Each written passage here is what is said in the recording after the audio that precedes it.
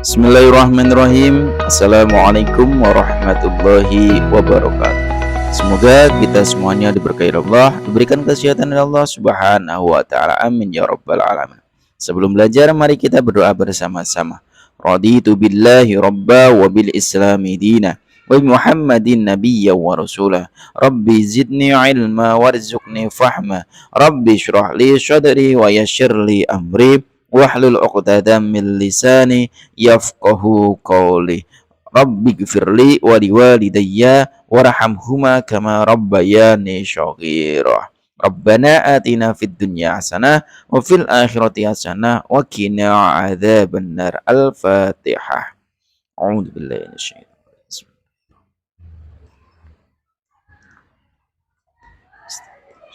Shiratal ladzina an'amta 'alaihim. Amin, amin, amin, ya rabbal alamin. Kita akan buka bab yang pertama, yaitu di kelas yang 7.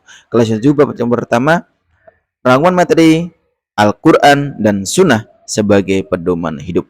Jadi Al-Quran dan As-Sunnah atau hadis sebagai pedoman hidup orang Islam. Rasulullah SAW adalah Rasul terakhir. Islam sebagai agama yang dibawanya merupakan ajaran yang petunjuk paling lurus dan benar. Semua ajaran tersebut terdapat dalam Al-Quran dan hadis. Al-Quran menjadi petunjuk, penjelas, pembeda antara kebenaran dan kebatilan.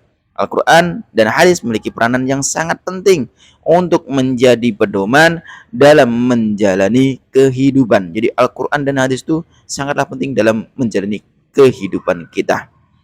Surat An-Nisa ayat 59 dan An-Nahl ayat 64 yang artinya, wahai orang-orang yang beriman, taatilah Allah dan taatilah Rasul dan ulil amri di antara kamu. Kemudian jika kamu berbeda pendapat tentang sesuatu, maka kembalilah kepada Al-Quran dan hadis. Jika kamu beriman kepada Allah dan hari kemudian, dan demikian itu orang yang paling utama-utamanya. Jadi kita harus beriman kepada Allah dan Rasulnya. Dan kami tidak menurunkan kitab Al-Quran ini kepadamu Muhammad, melainkan agar engkau dapat menjelaskan kepada mereka apa yang mereka perselisihkan, serta menjadi petunjuk dan rahmat bagi orang-orang yang beriman.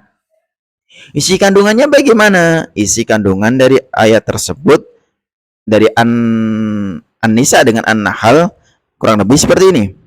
Sebelum masuk ke isi kandungan setiap surat, alangkah baiknya kita mengenal Al-Quran lebih jauh. Al-Quran berasal dari kata qara'a, berarti membaca. Al-Quran secara bahasa berarti bacaan. Al-Quran didefinisikan sebagai wahyu Allah yang menjadi mukjizat dari diturunkan kepada Nabi Muhammad, ditulis dalam mushaf, diriwayatkan secara mutawatir, dan membacanya bernilai ibadah. Subhanallah, cuma membaca Al-Quran saja menjadi nilai ibadah. Isi kandungan tersebut dengan tadi An-Nisa dengan An-Nahl. An-Nisa, perintah untuk patuh dan taat kepada Allah dan Rasulnya, taat kepada bersifat mutlak, tidak bisa ditawar lagi, mengamalkan Al-Quran, menaati pemimpin atau ulil amri selama tidak bertentangan dengan Al-Quran dan As-Sunnah atau tidak bertentangan dengan Al-Quran dan hadis, maka kita wajib mengikuti ulil amri. Ulil amri itu apa? Pemimpin. Dan isi kandungan An-Nahl, Nabi Muhammad SAW diperintahkan Allah untuk menjelaskan apa yang diperselisihkan dalam perkara agama. Al-Quran menjadi tuntunan atau tuntutan menuju jalan yang benar, juga menjadi rahmat kebaikan bagi semua orang. Jadi kalau ikutin Al-Quran dan hadis, maka insya Allah kita dapat rahmat Allah Subhanahu wa taala. Sekarang kita hukum al sebenarnya ada dua. Di sini apa? Al-Syamsiyah dan Al-Qomariyah. Al-Syamsiyah itu bagaimana? Al-Qomariyah itu bagaimana? Al-Syamsiyah itu gom syafiyah, Al-Qomariyah idhar syamsiyah. Silakan. Ada berbeda pendapat mengatakan Al-Qomariyah, Al-Syamsiyah. Cara membacanya al-idgham, artinya bunyi huruf al-lam hilang dan melebur ke dalam huruf berikutnya. Jadi Al-Syamsiyah seperti wadduha, alnya melebur, enggak ada. Terus Al-Qomariyah bagaimana? Cara membacanya adalah jelas sehingga sering disebut idhar qomariyah. Jadi alnya itu ada tapi tetap dibaca. Jadi harus dibaca. Kalau Asyamsiyah alnya itu tampak tak dibaca. Kalau Al-Qomariyah alnya ada dan dibaca. Selanjutnya pengertian hadis. Hadis sumber hukum yang kedua setelah Al-Quran. Terdapat ragam kata yang hampir sama dengan hadis, yaitu sunnah, khobar, dan athar. Namun ada perbedaan makna di setiap kata-kata tersebut. Sunnah, khobar, dan asar bagaimana? Sunnah adalah semua yang bersumber dari Nabi Muhammad, baik perkataan, perbuatan, takrir, tabiat, budi pekerti, atau perjalanan hidup.